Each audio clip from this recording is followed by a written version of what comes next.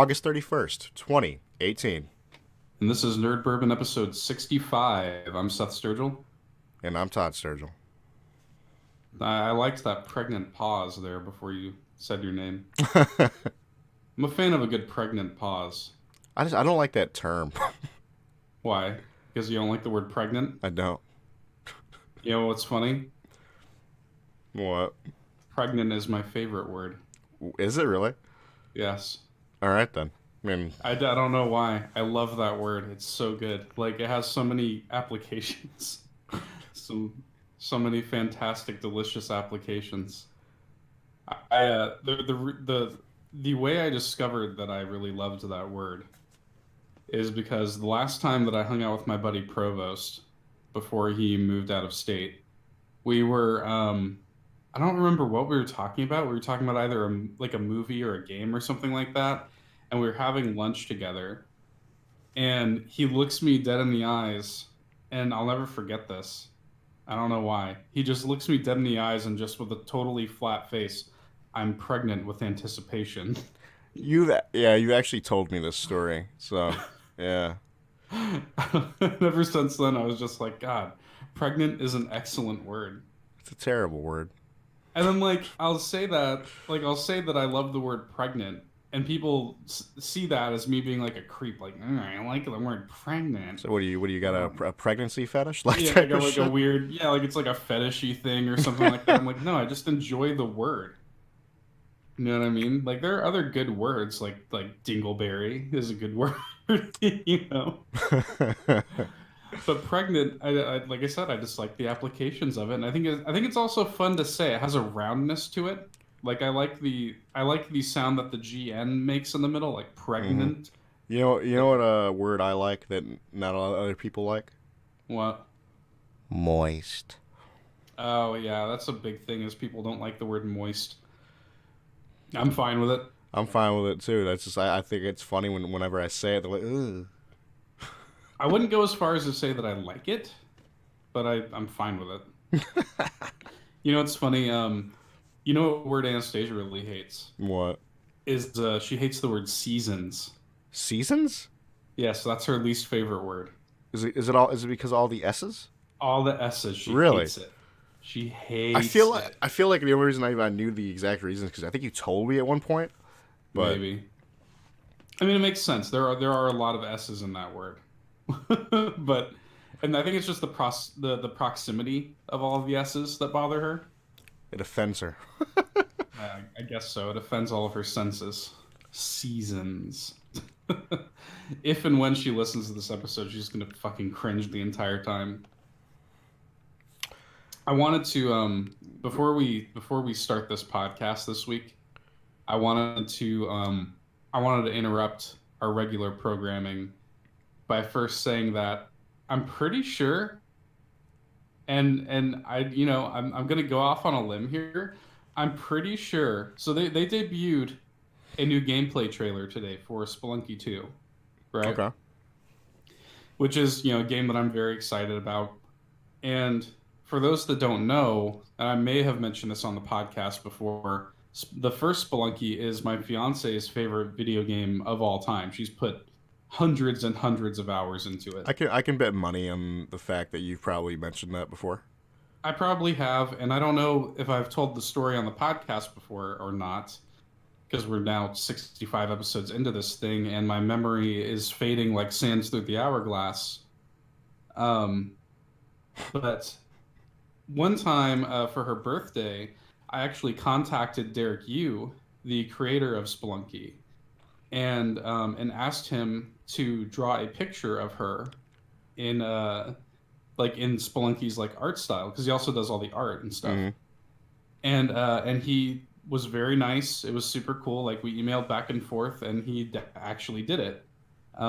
He actually drew her in Spelunky style. It was really, really cool of him, and we got it professionally mounted and framed, and we're gonna keep it forever. It was just the coolest thing ever, right?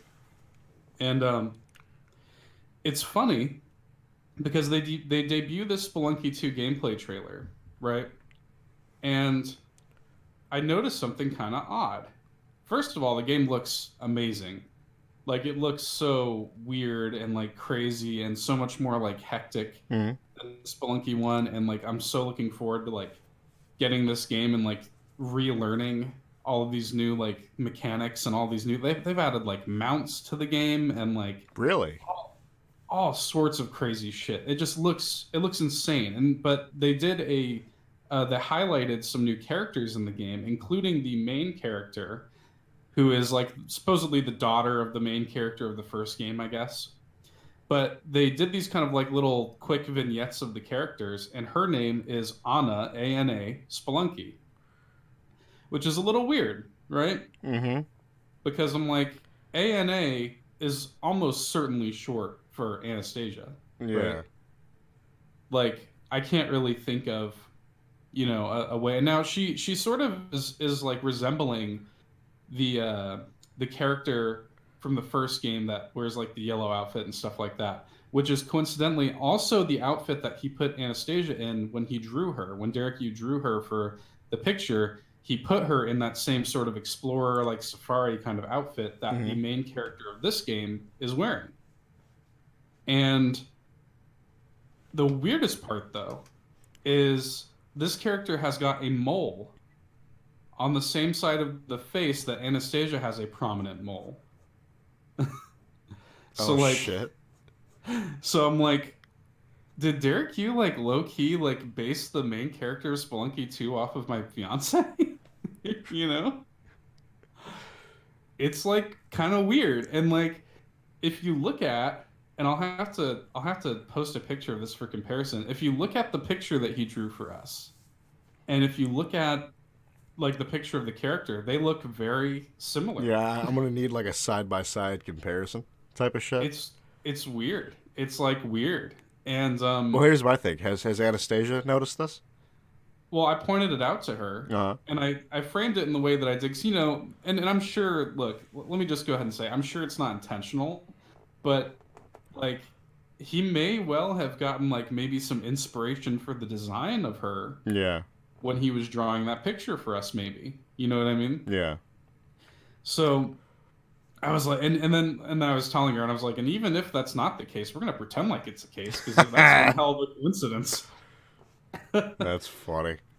It's just one of those things where it's like, if that's not the case, it's just a crazy Yeah, that is coincidence. like it's almost too much of a coincidence type of shit. Right. Yeah. So like when I saw that, I was a little bit taken aback. And he does have a penchant for basing his character designs on real people. Like one of the characters in Spelunky 1 who is returning for Spelunky 2 is based on one of his friends in real life who's another game developer. And so I was like, maybe he took inspiration for this character's design from the picture that he drew of Anastasia, you know. So, Derek, if you're listening, I'm curious. I'm curious if that's the case, and if it's not, we're gonna pretend like it is. But very very cool. That picture he drew is like that meant so much to me and obviously to her. She fucking broke down crying when I gave it to her. And like I said, it is like a total it's like an artifact in our house. Like we if we had a pedestal and like a golden light to shine on it, it would be in one. But we spent like a ton of money to get it in like a nice frame, and it's awesome. We love it so much. So Spelunky means a lot to us, and it was just weird. Like it was weird to see that in the Spelunky 2 gameplay trailer. Um, anyway, Todd, what have you been playing this week? Well, I think at this point I have. I'm trying to think what I last talked about last week. I But mean, well, probably Dark Souls. But so at this point, I have finished my Dark Souls remastered playthrough, which those episodes are like sporadically going up. Not really sporadically, every other day. uh, And they've all been recorded, and they will slowly. When the final part goes up, I will start moving to Death's Gambit, okay. and then the world. I don't know. Well, pretty soon, next week we're definitely going to be talking about Destiny 2's Forsaken expansion. That's probably going to be the big thing And we will next more than week. likely record that for the YouTube channel. Yeah, we'll probably record our first experience with that and stuff. And that'll be fun. I'm definitely really looking forward to that. They did put forth a bunch of like kind of pre-patch changes. Um, I think yesterday and And at the time of this recording. I will highlight one thing: Yeah, sword shaders. well, that's good. I'm glad they finally did that. It's all that matters. Um, but so we'll definitely talk about all of that stuff next week when we give our kind of thoughts on the expansion. But I don't know. I know you've been playing a little bit of New Game Plus on God of War. Yeah. I'm not like that far in. I'm like legit, like really, really like taking my time with it. Yeah, Uh, but I was kind of curious about like I haven't really talked to you much about some of the changes that they've um, made. I mean, well, the main change is like, you legitimately have almost everything. So the way they handled some of the New Game Plus, so anything that Kratos can have, like Kratos himself can have, you have skill wise, Right, weapon wise. That's awesome. So the stuff that they've like tied into like story based is like anything that Atreus gets, right, like any of his arrows. Like you can't change his arrows. I just have like the standard bullshit basically. right. Um, like anything dealing with the kid, you basically. I mean, I think I have his. I don't even know if I have his skills. Honestly, I need to look back at that. I don't even remember. It Um, seems like they basically locked off anything that was like exploration yeah, anything based. like story and like exploration based. Like I can't just sit there and like open up the Odin's like hidden chambers and shit. Yeah, it would kind of kill the pacing of the game if they did that. I mean, a part of me was like would have been kind of down for it, so I can just fuck up the Valkyries as I'm like going through every area. Yeah, but what I mean is like the game almost has like a slightly almost like a Metroidvania kind of sensibility about it where you get powers and now all of a sudden you have to backtrack and you have access to Yeah, stuff. yeah, And I feel like that pacing is like pretty important. And they would have killed all of that if they gave you the ability to just do all of it at once. yeah. I feel So, that. And like so far from what I've seen, like a lot of the I think they're calling it like the perfect armor, right. like the red that's like the red tier shit. They seem filthy. Like just the first one that I come across was just the God of War set. I was reading the shit it did. And I was like, dear God. Like one of the ones that I remembered, it was just like if you have full health, your health like the health pickups give you rage, and if you have Oh, that's full nice. rage, they give you health. It's like cool. That's actually really nice. Yeah, and then like I mean they give you a couple things like right off the bat. Like you have there was I think I was telling you is like they give Atreus like a legendary set that has the legendary runic abilities and the legendary fighter abilities, and then you can make one that gives you all three of the like Right. adding like the legendary sharpshooter. It's like all right, cool. Yeah. I mean, it's cool that they've added stuff like that for like the hardcore fans. It's like so, and it's also like I think I was talking about. I'm like, is there any point to doing Nornir chests? Yeah, you can get better like enhancements and shit like that. Right. And whatnot. Like I know there's like better versions of like some of the things that I have, like obviously the pommel I have on my Leviathan X. I know for a fact there's like a like a Wings of the Fallen Plus or whatever the hell. Right. Yeah. So I mean, Just I'll probably better. talk about it a little more, like next week, because I'm gonna be like slowly playing through it, like and just re-experiencing that game. Just as you play more, Yeah, basically. Yeah. Yeah, I like that's something that I would like to check out one day, but I just don't know if I'm ever gonna have the time, that's the thing you is know. like you it's a different experience for like for you and me because like I don't play that many games as much as you. I mean, I don't play as much games as you do. So Oh like, shit, I have so dude. Oh, we'll talk about it in a second. All the indie games coming out next yep. month alone that I hmm want to play. That's the Holy thing. That's the fuck. difference between me and you. Is like the games that I play, I can stick with for a good little bit. Like I still play Monster Hunter Yeah. World and whatnot. So the way you're like you're set up is you need to sit there and just move on to the next thing, like the indie games. type shit. Yeah, like the game. That's why the games as a service thing doesn't super work for me. Other than like, say, Destiny, that I Yeah, like keep coming back to. Like I play a game and I play the shit out of it, and I get what I want out of it, and I move on. And like, yeah, I can't sit there and play, Monster Hunter for 400 hours or I like, can, and I have. yeah, yeah. Well, I just don't have the time, and I have other bigger fish to fry. Yeah, And I think it's just two different styles, you know. I think it's just two different ways of playing games. I cast a wide net, admittedly. I. So That's the thing. You use a net. I just use a fish. I actually just use a fishing rod type of shit. yeah, like I fully acknowledge that I play too much shit, and it's hard when all these indie games are so amazing. So, anything else? What else have you been playing? Well, trying to think of what else I've been playing. Pretty much it. Just kind of twiddling the thumbs, waiting on Destiny, huh? Yeah, it's basically I'm just trying to kill time until that. Like, I mean, obviously there's stuff I want to do, but that's just it ties down to like I kind of want you in when I play that game is KOTOR, but Right. like Yeah, I you want to could play do more of that, but if you wanted to. I mean, don't let me hold you back, sir. I might. But I kind of like having the dual commentary with the two of Yeah, us it is during that fun. I shit. mean, I do enjoy watching you play it, but Yeah. And I think at one point I think Tyler's ass was like asking if like he can get in on something like that, like a dual com sort of thing. like Which I told him I wouldn't mind starting up like Alien Isolation and doing that with him. and watching him play that. No, watching Basically. me, he's gonna watch me play it Oh, okay. because it'd be more entertaining for him. Because I'm gonna be shitting myself. Yeah, it would be interesting to watch you play that because you don't typically really play horror I games. don't. I normally don't. Yeah, I know you're a fan of like watching people play horror games. I like the idea of I like horror movies more than anything.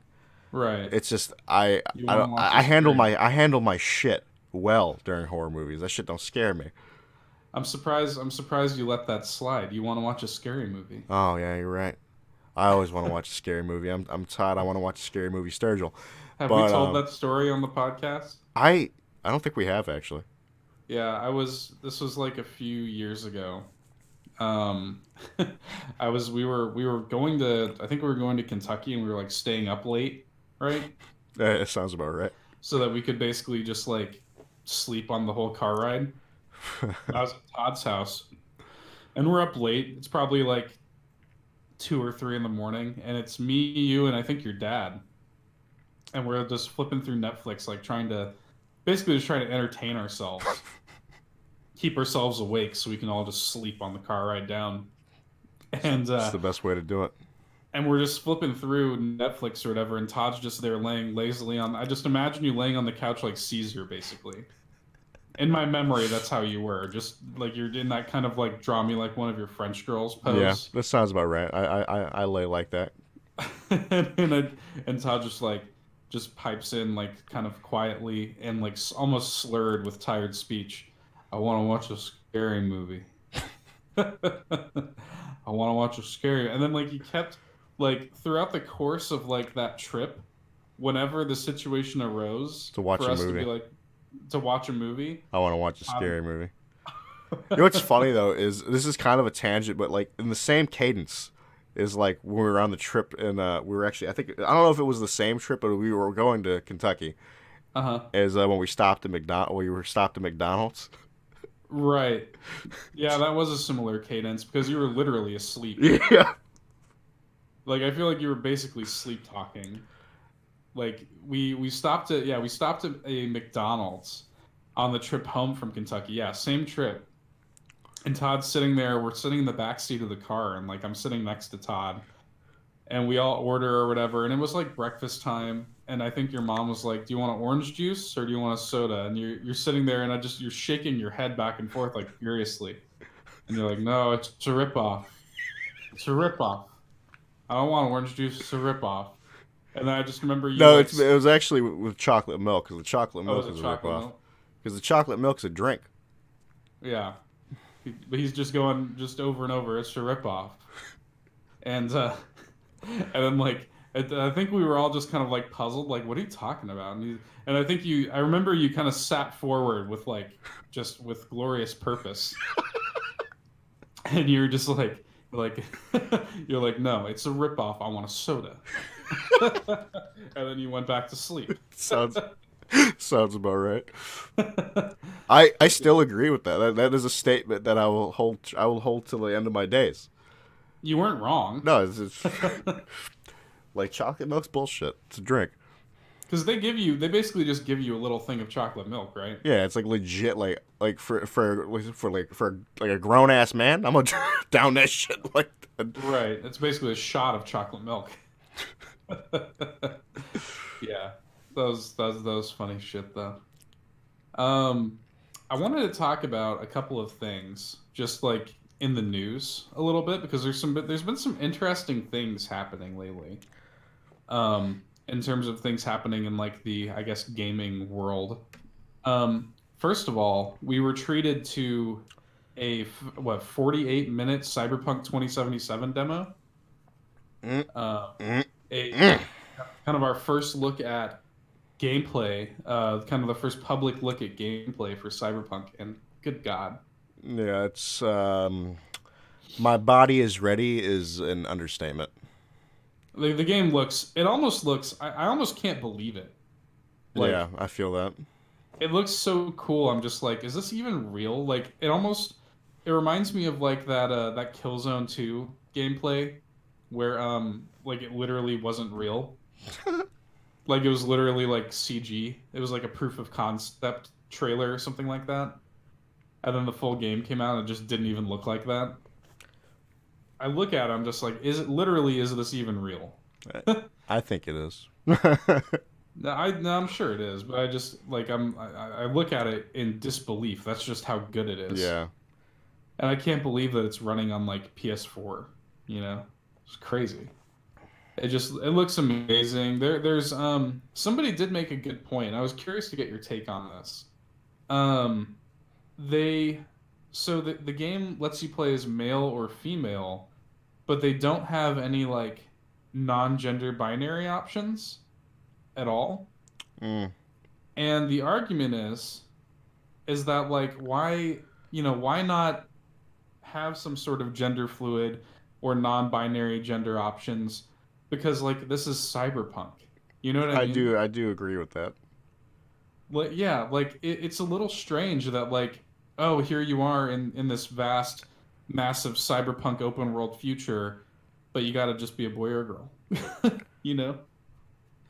Like I'm sure relationship wise you can probably be a gay boy or a gay girl or something like that, Mhm. but like it's a little strange that they would not include an option to play as like a non-binary, character. It's cyberpunk. Mhm. Like it's just weird. Like that's a weird thing.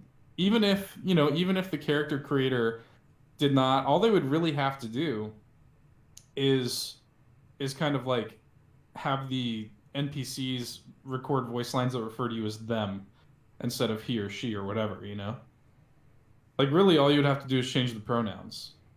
And I'm just like, why?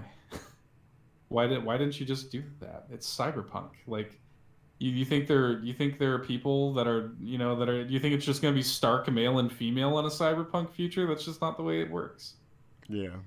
Anyway, it's not the way it works in this future, damn it.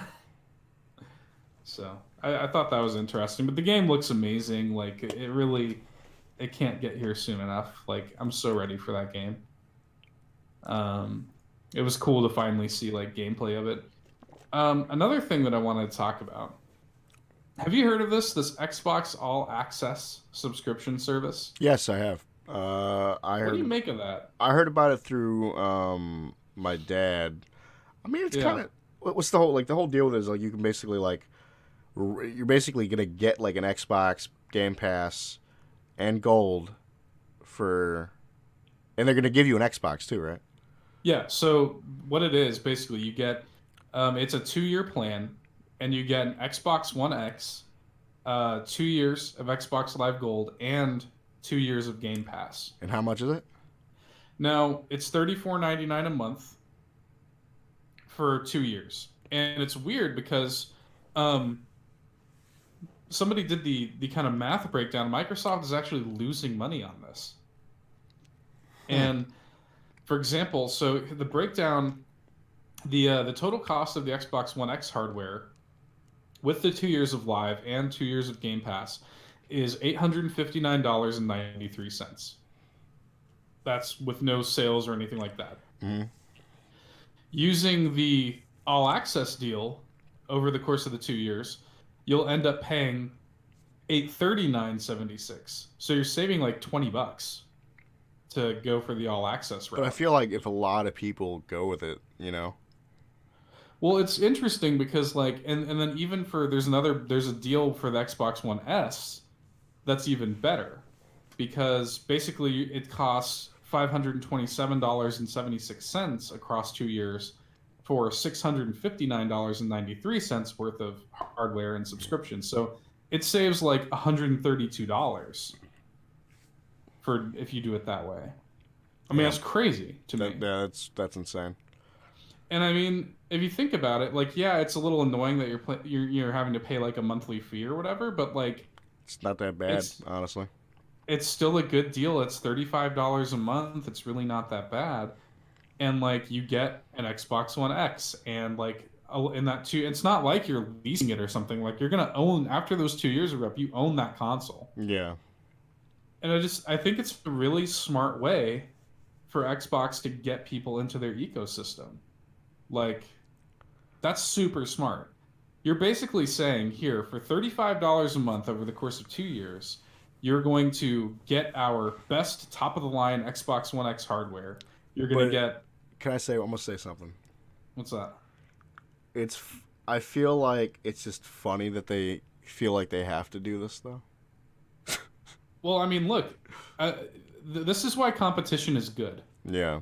This is why, like a company like you don't see Sony doing something like this because Sony doesn't have to. They're not losing. Sony's on Sony's on top. Like that's why honestly Sony ain't gonna do that crossplay shit ever. That's why it's cool though to see Microsoft doing these really consumer friendly moves to stay relevant. You know what I mean? And I gotta respect them for that because Xbox, you know, the big issue that I have with Xbox is just that they don't have any games. It's not they do so many cool like consumer friendly things. And I almost want to support this idea. Like part of me wants to go for this and actually do it. Like 2 years is a long time when you could just drop the $500 and just have an Xbox One X. Some real shit, yeah. But I mean, it's just such a cool idea that like part of me is like, if I ever wanted to get an Xbox One X, that honestly would be the way I'd do it, honestly. And it even ends up saving you money in the long run. It's weird because a lot of times when you do these sort of like subscriptions or whatever, it ends up like being way more expensive. But no, Microsoft's actually losing money on this. It's just fucking interesting. It's really cool. And like, yeah, you're brought into the ecosystem with the best top of the line hardware. You're gonna have Xbox Live access the entire time you're subscribed. Mm-hmm. And you're gonna have Game Pass access the entire time you're subscribed. So you're gonna have access to like all of these games. You know.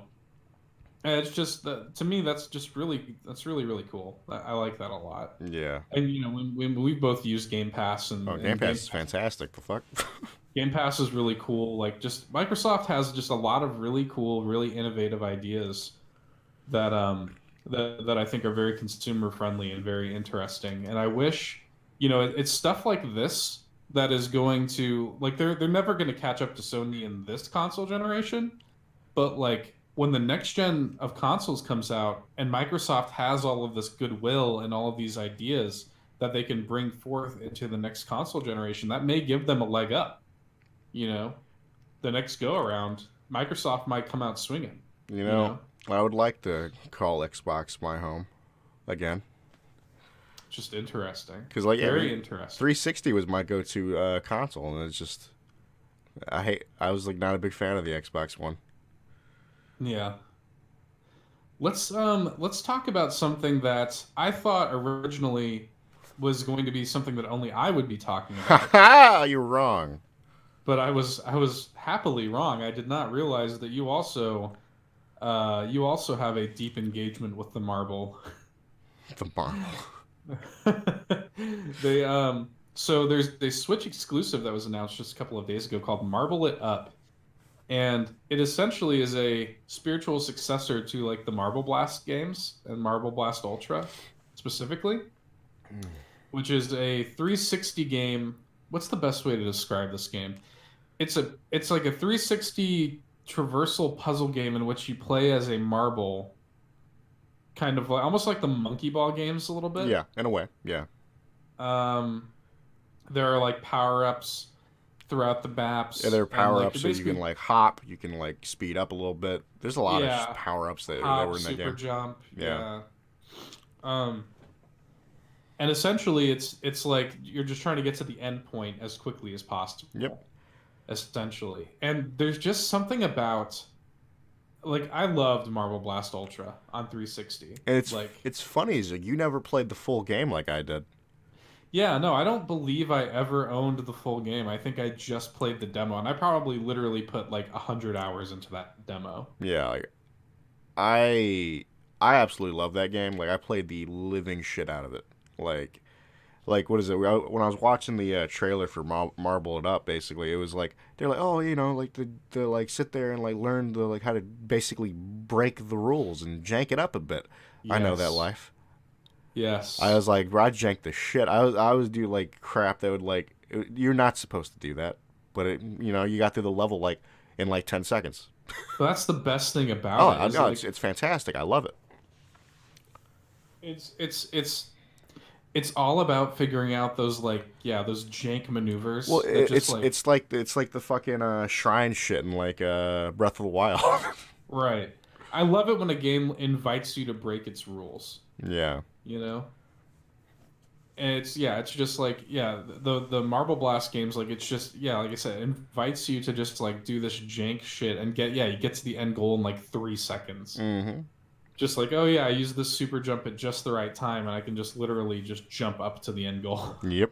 I love that. Like, and I love just the physics just looks so perfect in Marble It Up. Like, it looks exactly like it is so clearly a predecessor to Marble Blast. Mm-hmm. Like, the physics of the marble just looks so like I can't really even describe it. Like I love the way that like you can sort of put like a spin on the marble in midair in these games, and like you really do feel like it, they do such a good job with the physics in these games that you really do forget you're kind of playing a video game. Like you get into this state of flow that like, and I really like the way the developers talk about this in the trailer because it's absolutely true. You get into this like flow state where you just forget that you're holding a controller. You just in that moment you are the marble, you know, like, and you're just working through these levels and getting through them as quickly as possible. And, like there's the min maxing element of it of like trying to like jank it up, you know. And I am so very excited for this game, Todd. I can tell. So very excited. It's so funny. It's just it's so funny to wake up one morning not knowing that something exists and not even really knowing that it's something that you needed in your life. That yeah. I honestly when you made the post on Facebook, I was like, "What?" It's funny to me how many people I didn't think that as many of my friends played it as I thought. Because Mm-hmm. there's a lot of people kind of sounding off in the comments like, "Oh man, I used to love that game." Yep. You know? I was like, "Oh shit." A lot of my friends are like Marble Blast fans, and it's a little bit of a bummer that's a Switch exclusive, just because not as many people are gonna play it. I mean, look, I love that it's a Switch exclusive. I mean, you love anything if it's a Switch exclusive. I mean, don't get me wrong, I love that it is, and like, oh my god, I can't wait to see what they do with the HD Rumble. Like, Oh, feeling the marble. Oh my god, I can't wait. yeah, that's some real shit right there, actually. But it does mean that less people are going to be able to play it because, you know, there's like, even like Tyler said, like, well, like I would love to play this, but I don't have a Switch, Yep. you know? So it is what it is. But man, it just, like I said, I woke up that morning not knowing that I needed that game in my life. And now that I do, it's like, it's shot up, dude. It's like maybe, besides maybe Smash, it's probably my like second most anticipated game of the year. On some real shit. That's great. Like it comes out in like a month. Like it comes out in September, which September is just like loaded with indie games coming to Switch. It's nuts, dude. It's absolutely nuts. Like I'm gonna be so strapped for games. Like I'm gonna have so much shit to play. It's gonna be a busy fall. Um, I think like Hyper Light Drifter finally comes to Switch in like a And week. I'm so happy that you're gonna finally play that. Yeah, 'cause that's basically what I've been waiting for. I've Yeah, been waiting I for, yeah. Every time I've told you to like, dude, you need to play it. and it's funny because I own the game twice. Like I have the physical collector's edition that was exclusive to I Am 8-bit on PS4, and I own the digital version of the game on PS4. Yeah, So, but it got to the point where I was like, you know what? There's a Switch version coming out. That's where I'm gonna play it. So, and it's finally coming out. And actually, the Switch version is gonna have some exclusive stuff in it too. oh yeah, like what? Evidently, it has like some exclusive gear. That like an exclusive, I think, armor set that actually highlights like secrets in the world. And I think there's actually a handful of like exclusive weapons as well. That's cheating. So, I'm just playing. but it's cool. Like they're actually dubbing it like Hyper Light Drifter Special Edition, Okay. basically. I Um, honestly might end up picking it up on Switch myself because honestly I love that game. So yeah, I'm very very much looking forward to that. And then yeah, like they're doing the Switch port of Hover is coming out in September, which I'm looking forward to because I like didn't know that was a thing until you told me about it. I knew that the Switch port was a thing, but I didn't realize it was coming out so soon. Yeah.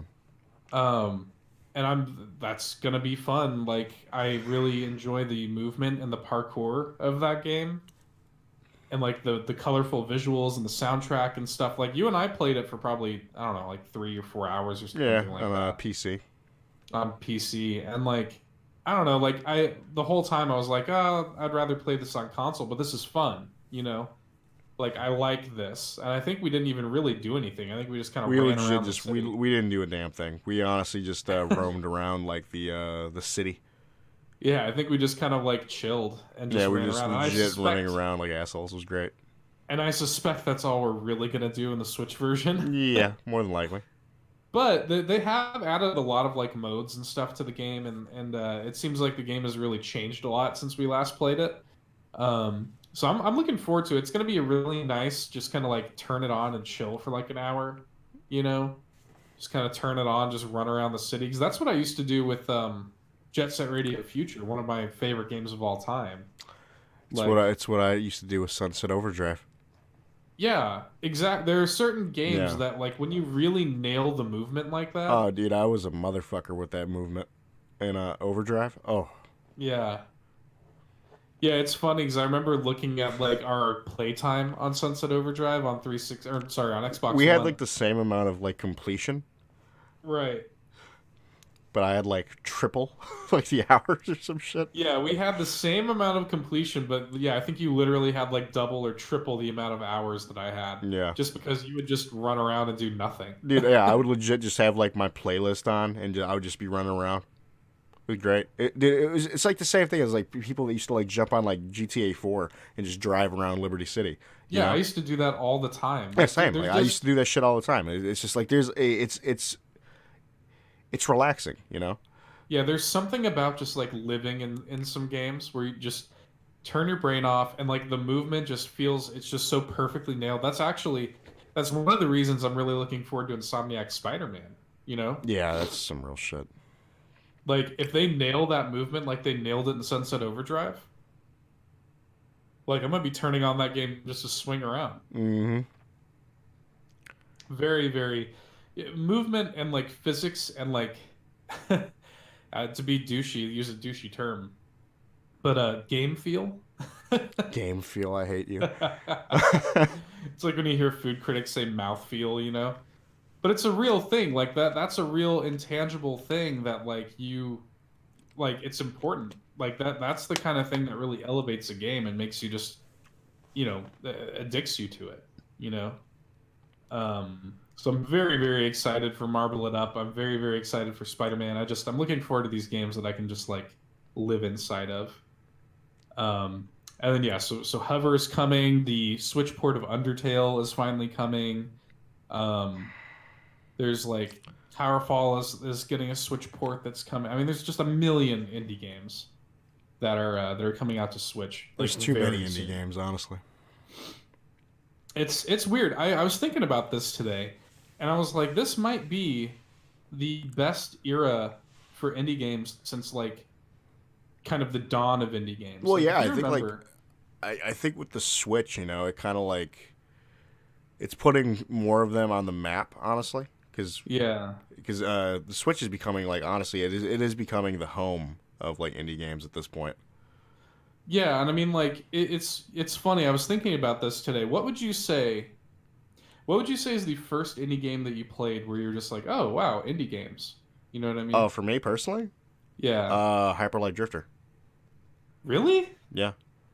For me, like I go back as far as like I'm thinking of games like Braid and like Castle Crashers.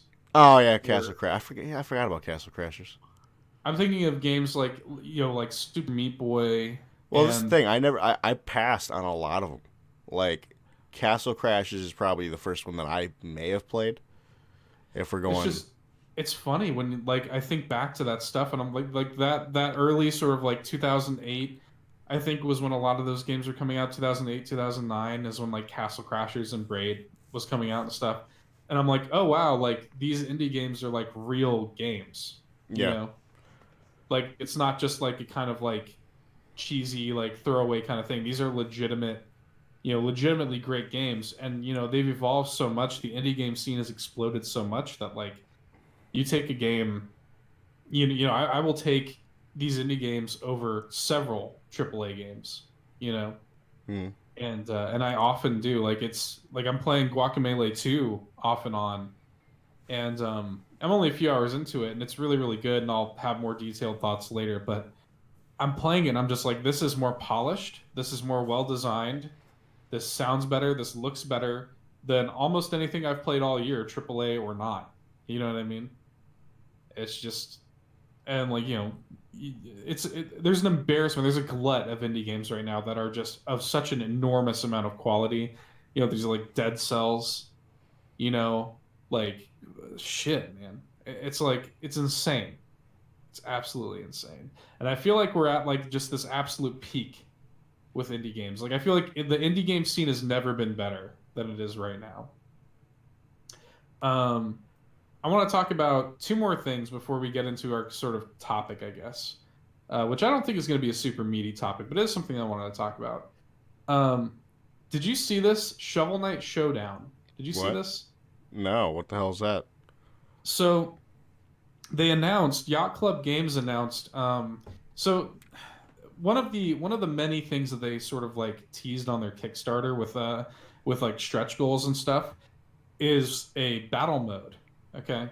Mm-hmm. Um, and they've been working on it, I guess, quietly, and they revealed it finally. It's called Shovel Knight Showdown, and it is a like PvP mode where you can play as like 16 plus characters and basically fight each other. It kind of looks like Smash a little bit.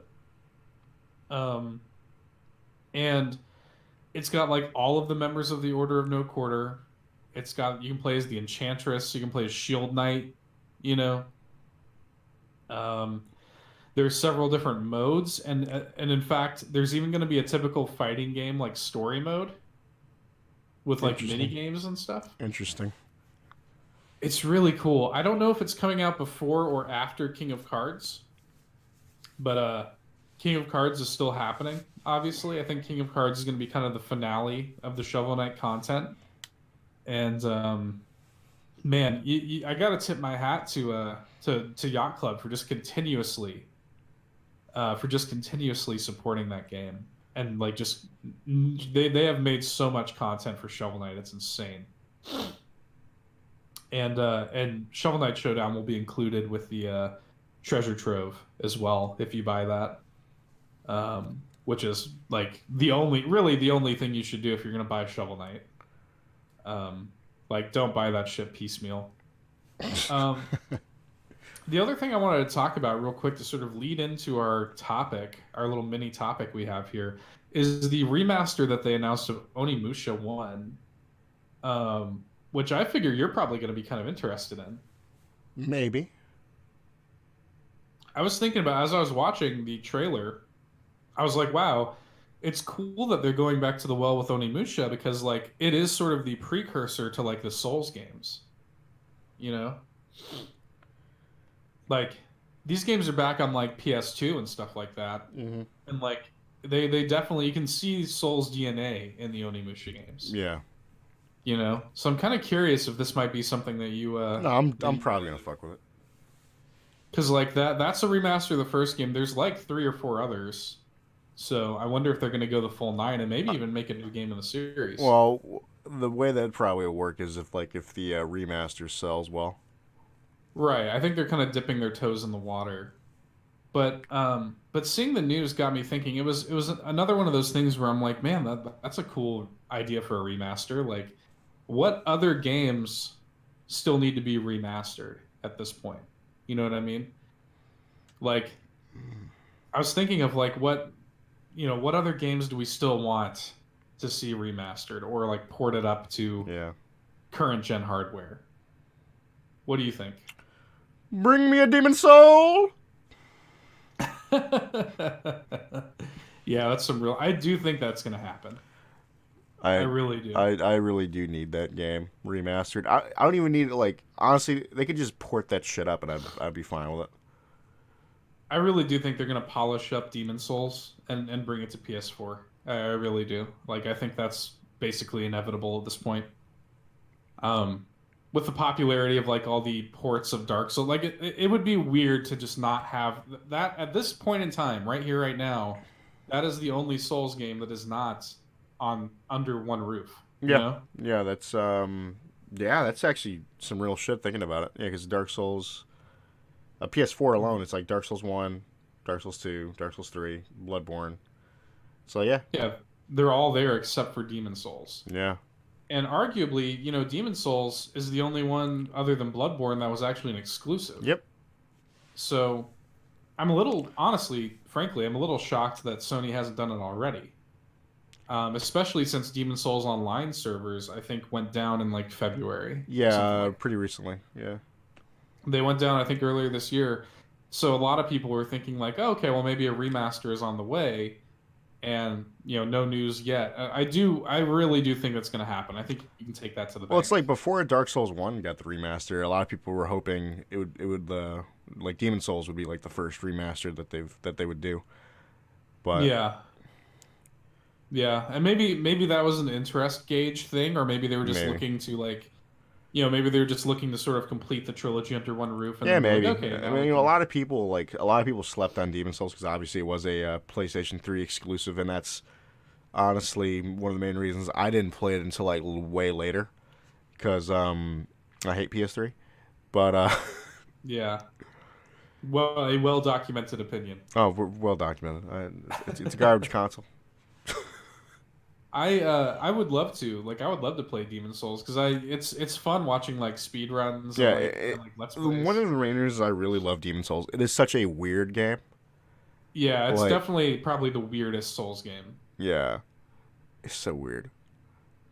Just in terms of like its characters and even its bosses and stuff. Yeah, it's just weird. I mean, that's actually the best part about Demon Souls is actually just seeing like the DNA like carry over to like Dark Souls 1. Right. Like they're shit. There's just bosses that you see. But yeah, that's another topic in itself. Let's move on. So that's a remaster you want. Is there anything else that jumps out at you? Where you're like, I need to revisit this game, remastered, reworked. That's a good question. What are those fucking games? Soul Reaver? Oh, like the Legacy of Kain Yeah. games? Yeah, that would be great. I would love that. Like, I haven't played those in like fucking years. Yeah, it's funny because that's actually something that people do want. And I think that was actually a rumor for a little while there that Soul Reaver was going to get reworked. I would love to see a collection of the Soul Reaver games and the Legacy of Kain games, Yeah, just all packaged into one thing. that'd be Um, fantastic. yeah, I loved those games. Fun fact: the Soul Reaver series was actually created and written by Amy Hennig, who went on to do Uncharted, and so interesting Get little out of here with tidbit. your random tidbits of bullshit. Now, um, yeah, that would be yeah, that would actually be awesome. I really liked the last Legacy of Kain game where you actually played as both characters. yeah, yeah, Where you played as Kain and what's his name, Raziel, I think his name that is. sounds right. Um, yeah, so that was really cool. I have a few that I was thinking of. Um, I think it's a damn shame that the Orange Box has not been ported up to current gen hardware. I Um, always forget about the orange box. the Orange Box is still to this day, I think, the best deal in video game history. Yeah, I definitely agree with that. I'm trying to think why I usually forget about that game. I just have bad memories with that game. Why? Dan, Oh, what happened? I wanted to play with him one time, and he was very rude. Oh, wasn't he? Didn't you say like where? I think I remember this. Yeah, Weren't you like trying to get some people to play TF2 with you, and he yeah, was just like, no, no, fuck you, no. that's exactly it. I'm surprised you still remember that. I'm like an That elephant. hurt you that bad, huh? I'm like an elephant. I'll never forget. You hold a grudge to this day, and that's exactly why you got to beat his ass when he comes down for the hmm wedding. It's gonna Just happen. like you, you want to play TF2 now, motherfucker? No, no, fuck you. It's just the orange box was just such a great package. Like it had I almost wish they had just thrown Half-Life 1 in there also. Oh yeah, because it only had Half-Life It was 2. Half-Life 2, all of its expansions, Yeah, Portal 1 and TF2, which like just all categorically like yeah. amazing games. Shit, they just had Half-Life 1. It'd be perfect. Yeah, it's like I said, it's almost a shame they didn't just like toss that in there just to say fuck it. You know what I mean? Like you might as well just have the whole series. But I would love to I would love to revisit those games. Just port them up and like let me play them on PS4. It would also be nice because the Orange Box port of the PS3 port of the Orange Box was just like terrible and like just was not just categorically worse than the 360 port. So it'd be kind of a nice redeeming thing to have like a good PS4 version of the Orange Box. And I would just love to have like Portal readily available to play on PS4, you know? Another one for me, and I think this one is obvious, and I think it will happen eventually, is Mario Sunshine for Switch. Ooh, I think that's, I think that's really in the cards. I think that's going to happen eventually. I'll be there for Um, that. I love Mario Sunshine. it would be perfect. I mean, Mario Sunshine is a criminally underrated game. Um, I think it's way better than people give it credit for. It has some weird. I mean, it definitely is not the best Mario game by any stretch, but and it has some really weird shit in it that I still don't um, like voice acting, for example. Does it bother you? Um, yeah, it does. It's like not good voice acting. It's pretty bad, but like it does have some really fun level design, and I think probably with the exception of maybe Odyssey, Mario Sunshine might have the best movement in the series. It's really fun to just move around and shoot around with Flood. And could you imagine feeling like Flood sort of drain in your HD Rumble? You Bro, know? here's the thing. I was waiting for you to mention the HD fucking Rumble. I'm sitting here just ready for it. I'm like, when is this fucker gonna bring it in? I love HD Rumble. I know you do. It's good shit. But I was just like, I was like, the moment you brought up Mario Sunshine in the movement, I'm like, oh, where's the HD Rumble? I love HD Rumble. Like I really do think that it just it's funny. You don't really notice rumble when you're playing most games, Yeah. but like the Switch really did nail. Like I really do think that the HD rumble is an underrated feature of the Switch. No, I Like definitely agree it's underrated because I think it's fantastic. like I love, I was just talking about Okami, which I've been playing the shit out of, and I've been loving it. And like part of what I love so much about it is the fantastic use of HD rumble that game has, and I really think it elevates the experience. Um, I think at this point, Mario Sunshine for Switch is basically inevitable. I think we will see that at some point. Um, a game that we've been playing together, which we talked about earlier in this episode, KOTOR. Oh yeah. I would love to see them kind of like give KOTOR a new coat of paint, maybe tweak the kind of really bad dated combat The system. combat system's so fucking like honestly, that's the shit that I hate the most. Playing it, replaying it. Yeah, even if they just like, I'm not saying don't make it turn-based anymore, just like polish it up and make it like basically take like because Dragon Age Origins, for example, was turn-based, right? I'm trying to So remember how basically, Jade Empire was. Was Jade it? Empire was similar, but Jade Empire was a little more fluid. That's what And I'm that's what saying. I'm I think saying. like I'd be fine with if they just did what they did with Jade Empire, like on some real shit. Yeah, and Jade Empire is another one. I would love to just have like KOTOR and Jade Empire, like new coat of paint, make it look pretty, Now, you know, if I had a polish. choice between the two, you know what I would pick. Yeah. Well, I think I would pick KOTOR. I would love to have KOTOR remastered. Fuck KOTOR over Jade Empire. KOTOR is way better than Jade Empire. You're I love Jade crazy. Empire. I love Jade Empire. I love it too, but KOTOR is way better. Um, and then so that's something that I don't think it's ever gonna happen, just because like the licensing issues you would have to go through to make that work. Hmm. And also because EA has like totally squandered the Star Wars license. There's like no way they're gonna be like, oh hey, remaster this game that is no longer canon. It's now Legends canon, and remaster it from the old BioWare. It's just not gonna happen. But I would love it if it did. I think a lot of fans would flock to that if they remastered KOTOR. And right now, EA's kind of has BioWare at like gunpoint. Yeah. Uh, They're just like Anthem better be good. Anthem better be good, you motherfuckers. You'll be sleeping with the fishes. Sit Um, there and just drop you down with visceral. yeah. You're just like looking at Visceral's like dead corpse in the corner of the room, basically. It's terrible. Just, just like bleeding out in the corners. Like, you want to end up like them? Yeah. The other one, I've talked about this even earlier in this episode. Jet Set Radio Future. I My think God. before I think it was like yesterday actually.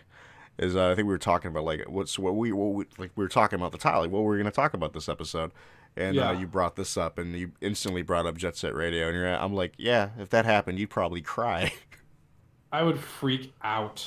I love that game so much. Like that game is so nostalgic for me. And I know it would never come to Switch because it's like it was an Xbox an original Xbox exclusive, so it's probably tied up in rights and all that shit. But God, if you could get an HD remaster of JSRF on Switch, I would be in heaven, dude. I would pay an exorbitant amount of money for that. Well, I think if it was on anything, you'd freak out. It would sell me an Xbox One, I'll tell you Oh, that. I think it definitely would sell you an Xbox One. Even if they just simply said that it was backwards compatible, they would sell me an Xbox One because it's not right now, I believe. Like Speaking of I backwards, have the disc. speaking And of backwards compatible, I think I'm gonna have to be playing some Modern Warfare 2 recently. Soon. yeah, I saw that. I saw they put that in there Yeah, finally. what the fuck with So that? that's But yeah, Jet Set Radio Futures, like I said earlier, it's one of my favorite games of all time. Like I would love to play that game and have it. Yeah, can you imagine just having it like on modern systems, hell, on like PlayStation with like trophies? God, I would love it. Make good use of that HD Rumble. God damn. I I mean, think you could literally you could take the Joy-Con because a big part of that is like spraying graffiti and like shake it, you know, and like it would feel like you have a can of spray paint in your hand. Ugh, ugh. Possibilities are endless. Disgusting.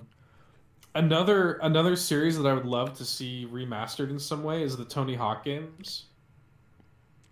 Like the pros, not even just Pro Skater. I'm talking about like Tony Hawk's Underground Yeah.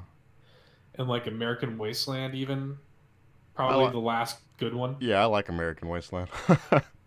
Yeah, I really miss like the Pro Skater games, Thug 1, Thug 2, like I really miss those games. And like yeah, I would kill for an HD remaster of those. Um was there any other games you could think of? I sometimes I'm in the I'm like Kylo Ren. Bury the past. Kill it. I do think that there is kind of a glut of remasters and maybe we That's don't kind of the need new thing. Like I was actually yeah. thinking about this recently. Is like what with the fucking like next generation? What are we gonna get? We're gonna get a bunch of fucking ported up bullshit from PS4. But I also do think I agree with you on one hand. On the other hand, I do think that I do care about like video game preservation Yeah. and I do want the ability. I just wish that these console manufacturers would just give me the ability to go back and just play the games that I want to play. Well, this is my Like, thing. I would prefer them just to make like the next generation of consoles backwards compatible. well, yeah. Well, here's the deal. Like Nintendo, Microsoft, Sony, how about you just literally put every Xbox, Nintendo, and PlayStation game on your storefront? Every single one throughout history. Just put them all on there. You know what I mean? Yeah. And I understand the logistics of that are probably insane, but like if I could just have all of them, like if I could just go on my PlayStation and download, I could turn on my PS4 and I could just have Legend of Dragoon or Dino Crisis or whatever. I could turn on my Xbox and just get Jet Set Radio whenever I want. I could Yeah. turn on my Switch and just get, Zelda or whatever, Like, just put every game ever on there, you know? I don't know. It bums me out because I really do, like I said, I do care about the preservation of games. And I do, like, I support remasters in that sense, and it is nice to revisit games. I was just telling you today, like playing this version of Okami, it really does feel fresh, like I'm playing a Yeah. whole new game. Well, it's like I can't sit there and complain about like remasters all the time because like I wouldn't have played Shadow of the Colossus. Right, Yeah. Because right. That's that was another my great first point. experience with them. Because I never That's actually another got great. around to it back in the day. Right, and so that's actually another good point. I had my crazy prediction at E3 that Metal Gear remaster Oh yeah. from Blue Point. Oh, Yeah, I yeah. would love that. Yeah. If that happens, oh, that's a good Seth was right there. If that happens, but But no, I just that is an interesting thing about remasters. They're kind of a good and bad thing, I guess. Yeah, because like I mean, like I get to the point where I'm like, yeah, it's cool that some of them are happening. Like obviously, like Shadow of the Colossus, great, but like some of the things I'm like, did we really need that? Right, right. Because I see I'd what you're rather saying. have like a new IP or something. Like I would too, but at the same time, it is nice. Like for example, like the Spyro trilogy coming out. I won't I lie, do kind of that's actually legit. I do kind of want to play that. You know what I mean? Same. Like I'm actually yeah. I think the cream rises to the top because I think that the games that you think about the Crash and now Spyro trilogy, which are essentially completely remade. Mhm. I think, and like Shadow of the Colossus, which is essentially completely remade, Yep. and the reboot of Ratchet and Clank, for example. I do think the cream rises to the top of like truly very special remakes Yeah. and See, remasters. I think that's more what I prefer. I prefer when a game is fully like remade versus like just a standard upres. I also, though, by the same token, like I do like when they apply a new coat of paint to something like they've done with Okami, where they clean it up, they add functionality like HD Rumble and like motion controls and stuff like that, and they kind of make Seth. it like the ultimate version, you know. Seth, you bring up HD Rumble one more fucking time. I just really like HD. Shit, it's nowhere near as bad as you and Monster Hunter, so I don't want to hear it. Whoo! But like another good example, they just put out Shenmue 1 and 2 on Xbox and PlayStation, and like I've never played those games. I've thought about playing them again. I've never played them, so I'm just, you know, part of me wants to get into it. Now, I'll say this: be prepared for a love-hate relationship. Yeah, well, and, you know, part of me just wants to experience it and like see what all the fuss is about. You know what I mean? So there are good and bad things. I think ultimately where I fall with remasters and remakes is like they do, in my opinion, and I do agree with like the whole kill the past mentality, but like I also think that, you know, they do more good than harm. I think. Yeah. The more the merrier, in my opinion. I don't see the point. Like, they're not hurting anything. You're not being forced to buy them. No, not at all. If you don't like it, just don't fucking buy it. Yeah. Vote with your wallet, you know? Anyway, that's all I got this week, Todd. Anything else you want to add before we wrap it up? I think that's it, man. Got it. Thanks for listening, guys. We will see you next week. Get fucking dunked on. Bye. See ya. Hey there, thanks for checking out another fantastic Nerd Bourbon video. If you like what you saw and you want to see more, be sure to go ahead and subscribe, leave us a like, drop us a nice comment, or I guess a mean one if that's your prerogative. But until next time, get dunked on.